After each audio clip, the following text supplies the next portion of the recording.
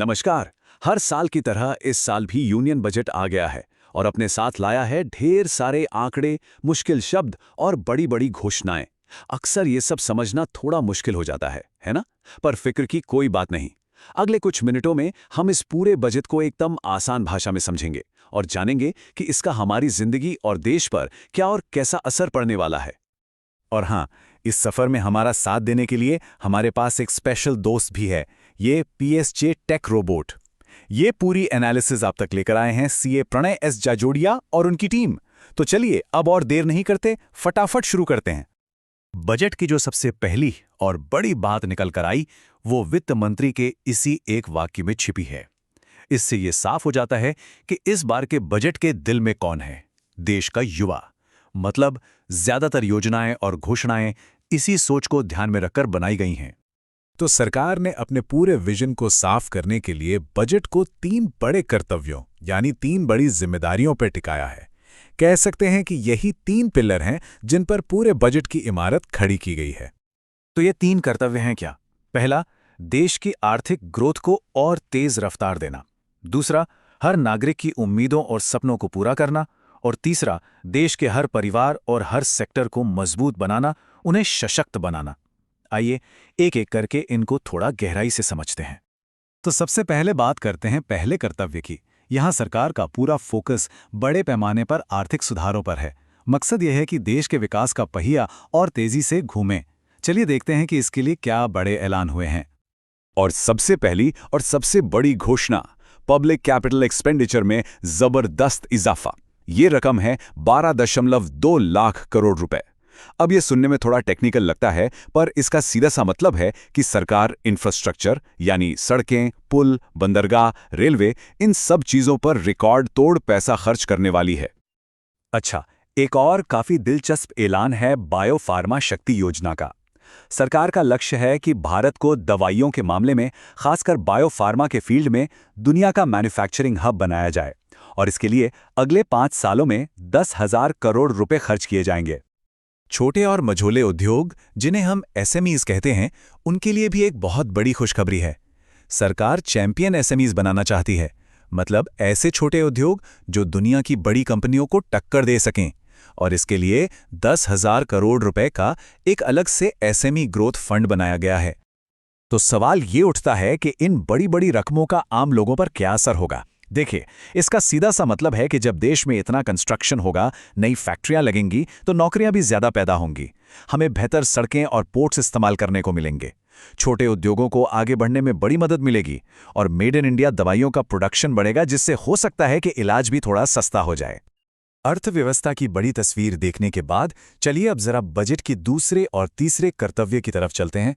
ये वो हिस्सा है जो सीधे तौर पर देश के आम नागरिक यानी युवाओं, किसानों और महिलाओं से जुड़ा है। जैसा कि हमने शुरू में ही कहा था, युवाओं पर खास फोकस है।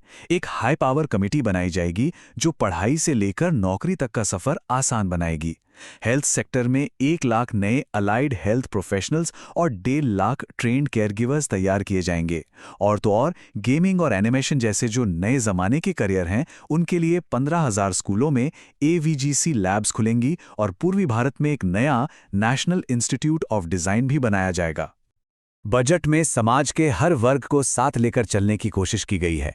किसानों के लिए भारत विस्तार नाम का एक एआई टूल आएगा जो उनकी अपनी भाषा में खेती-बाड़ी से जुड़ी सलाह देगा।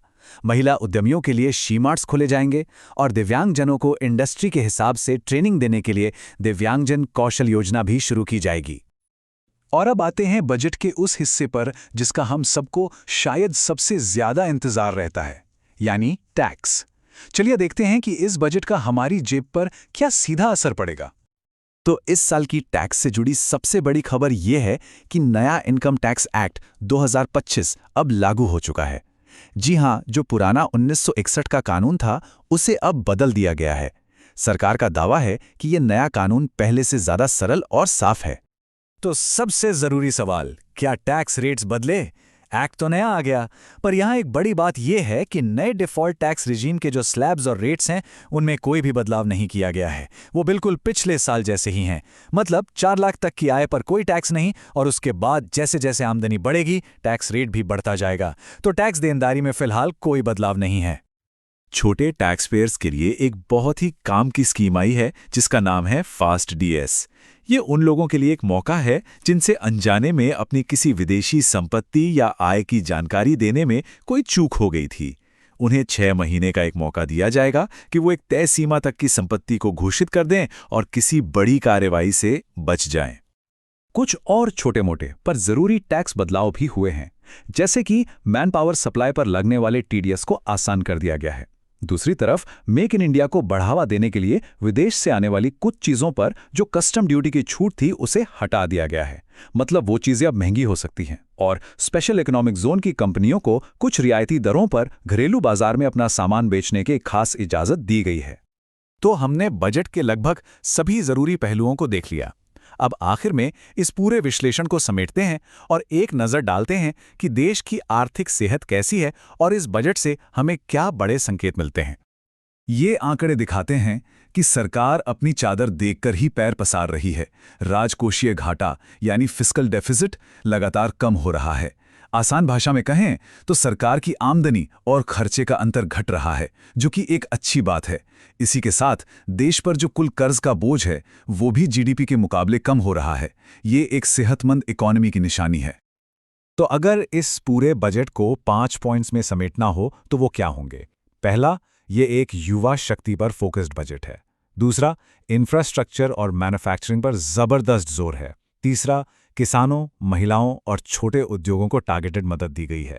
चौथा, नया इनकम टैक्स एक्ट लागू हो गया है। और पांचवां, सरकार वित्तीय अनुशासन बनाए रखने पर कायम है।